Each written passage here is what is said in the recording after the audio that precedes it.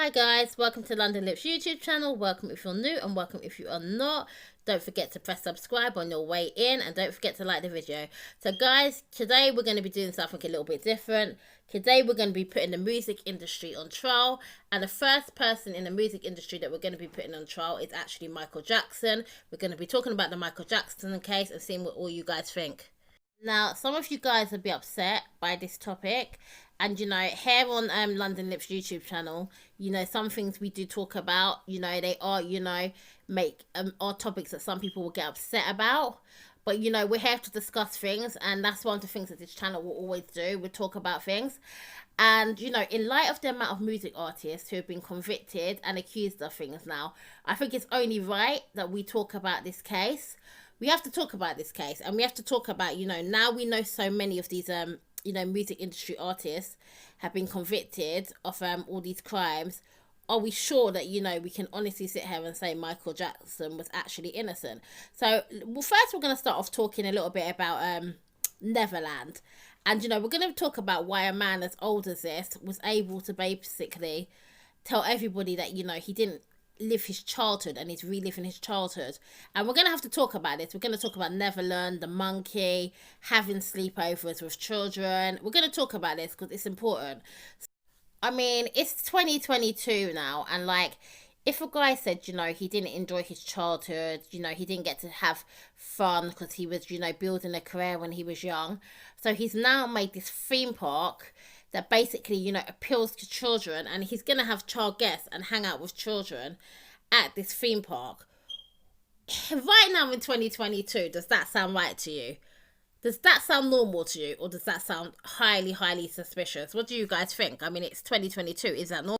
Is that normal to you? Is that actually believable? You believe that? I mean, if this was a reality show and it was 2022, and he had built a theme park that appeals to kids and had been hanging out with kids because of his childhood, people would be like, what's going on with this man? Nobody out there would not find him suspicious. Is there any excuse for a grown man to be reliving his childhood with children? And that's something that you guys have to really think about. Do you guys think this behavior is actually normal now? It's 2022. Were people just such hardcore music fans that they didn't want to think anything negative about this guy? They didn't want to believe that this could be true. I mean, no other guy I know is trying to relive their childhood. And right now, I'm going to be honest with you guys. This thing, you need to relive your childhood, and then you've got a theme park that is appealing to kids. It sounds highly suspicious to me. It's like a guy that, decides, he's going to have an ice cream truck because he didn't get enough ice cream when he was, a child. And this ice cream truck appeals to children. And the next minute, my man's being accused of things. It reminds me of that. But what was even more ridiculous about the Neverland story was that, people would just believe in this. No one was questioning it. Everyone was like, oh my God, he's so sweet. Nobody thought there was anything strange about this. Nobody. It's really, really odd to me. Neverland to me is like, you should never let your children go to this land alone. Why would you? He's a grown-ass man. Neverland looks to me like, classic bait to just, try and pull the kids in. Like when you get the guy that's, he's strange and he's got a van and he's hanging sweets out his van trying to get the kids to come and talk to him. And you always say to your kids, don't go with a guy because he offers you sweets. Don't get in anyone's car just because they offer you sweets. It's one of those things where, to me, it looks like you're really trying to appeal to the young people. I mean, there is absolutely no adult that should be living in a house that is like this, that is made to appeal to people that are rapidly younger than you. He didn't have children at the time when he started all of this, and it could be a case of, he was extremely, extremely clever. It was well thought out, it was well planned. One thing about child predators, they're very, very, very clever, they're very manipulative, they know what they're doing, they plan it out a lot. And apart from the documentary that he was on, which I'm going to talk about at another point, but there was some real red flags going on at Neverland to me, and with Michael Jackson and his behaviour. But it seemed like, nobody wanted to believe or see the red flags. That's what it seems like. Woods McCulkin does his like cover up. We all know about this little boy. He was an actor. He was in the movies. Michael Jackson used to hang out with him a lot, have him, sleeping over his house. And he said Michael Jackson never ever touched him. But could it be in his bed? Was he there to cover up for him? He knew if he was accused by poor kids, people would say they just want the money. You could say the family put them up to it. You could say all these things. But having a little celebrity kid, having, a blonde little celebrity kid defending you, nobody was going to believe these kids when you have this famous little boy saying he never done a thing to me. Is it possible that he could have basically just been using him as a cover up? Like you get some people, like they may be gay and then they get a woman and she'd be like their cover up, that should be their bed. Was he that? See, a big problem people have is that when they become a fan of somebody and they love their music, they feel as though they know them on a personal level. And when they feel like they know them on a personal level, they're not willing to accept anything negative that is said about this person that they actually don't know in real life. Something is definitely off here. Can you honestly say this wasn't suspicious? This wasn't strange? Can you honestly say if your neighbour, started putting, things in his garden that appealed to, kids, and he had no kids, and he started having, certain kids coming over and having a sleepover at his house, can you honestly say you wouldn't be like, this guy is really strange, this guy seems a bit weird, he seems predatory? Would you not suspect your neighbour, who is childless, who is decorating his house in sweets, toys, putting funfair rides in his garden, hanging out with kids, and then he tells you he's reliving his childhood? Would you believe it? Really?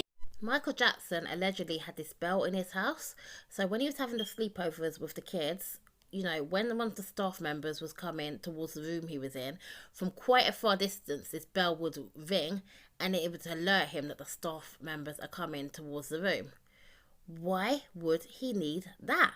And honestly, why would people really let their kids go and stay at this grown-ass man's house? The only reason I can think is they were idolising him as well. He's a celebrity. They trusted him. They believed that, he wanted to relive his childhood hanging out with their kids. Also, I would like to say on this case, his sister has actually said he done it. I think it was Latoya. She actually said he's guilty. She said he's guilty. They were from an abusive home anyway. I know Michael Jackson had said his father had, been physically, violent with him. His sister had actually said that he had actually allegedly sexually abused her anyway. And she said he's guilty. And, we all know there's cases where you come from an abusive home where you often go on to be the abuser. And it's 2022 now.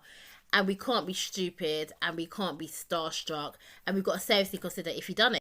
So you've got 1993, you've got Michael Jackson, being sued for 30 million, by the Chandlers. Now, this is a boy he met through his dad. His dad had gave Michael Jackson a rental car and had said, could you talk to my son on the phone?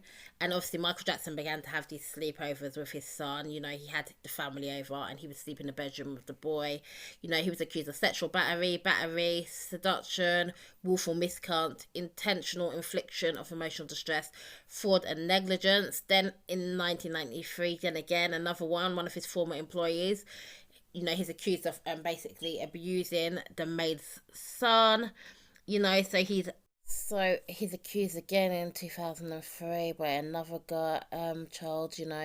This one's 14. He's accused of conspiracy involving a child abduction, false imprisonment, extortion, lewd and lascivious acts of a child under the age of 14.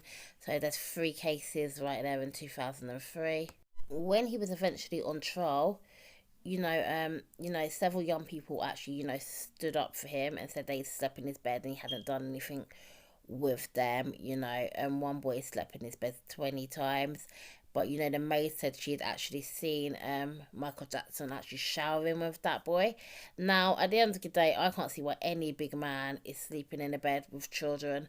I don't even see why a big man's sleeping in a bed with his own children, let alone other people's children. To me, that's very, very, very strange. Also, one boy and his brother had said that, he had given them this juice, which was alcohol, called it Jesus juice. He had masturbated in front of them. He'd molested them on several occasions as well.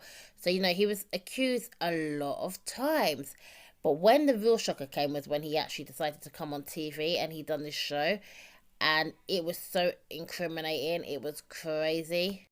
The show was called, Living with Michael Jackson. And basically, I watched it, and it was like, we're showing around his house, it was very, very peculiar. He said nothing sexual goes on as he sleepovers boys, I tuck him in, it's very charming, it's very sweet, very strange for, a grown-ass man to be saying. And if you haven't seen that documentary, I really would say you should watch it, it will really make you look at this case really differently, it was really, really odd. His behaviour was very odd. What you'll find with Michael Jackson and all his, alleged, victims, they have a look. He always goes for the same sort of look. It's like a Latino look.